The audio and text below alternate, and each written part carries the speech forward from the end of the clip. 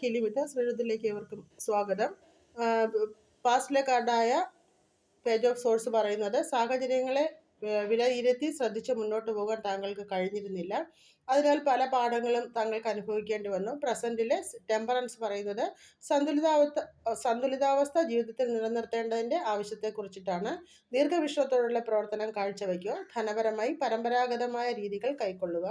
കരിയറിലെ knight of wands പറയുന്നത് ആവേശപൂർവ്വമുള്ള തീരുമാനങ്ങൾ ഇപ്പോൾ കരിയറിൽ എടുക്കേണ്ട എന്നാണ്. ഇപ്പോഴുള്ളതിൽ നിന്ന് മറ്റൊന്നിലേക്ക് പോകാൻ തീരുമാനിച്ചിട്ടുണ്ടെങ്കിൽ അത് വേണോ എന്നൊന്ന് ചിന്തിക്കുക. ഫിനാൻസിന് ദ ഫൂൾ പറയുന്നത് നിക്ഷേപങ്ങൾ നടത്തുവാൻ ഏറ്റവും പറ്റിയൊരു സമയമാണ് എന്നാണ്.